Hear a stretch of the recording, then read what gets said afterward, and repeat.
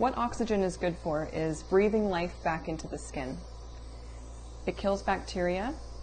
It treats many forms of skin conditions such as very sensitive skin, rosacea, and all forms of dermatitis. It stimulates collagen and elastin, and it's also very cell boosting and rejuvenating for your skin.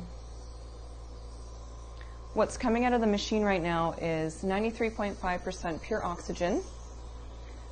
It's missing out 39 trace minerals, such as sulfur, copper, nickel, iron, and many more.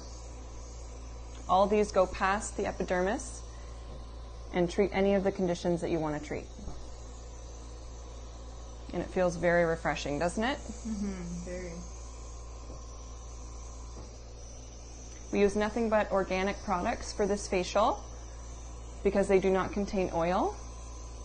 It makes it a little harder for the oxygen and the minerals to penetrate if there's oil involved. We also have a new skincare line called Power Oxygen from Skendor, which you can pair with your facial, and it's available as soon as December.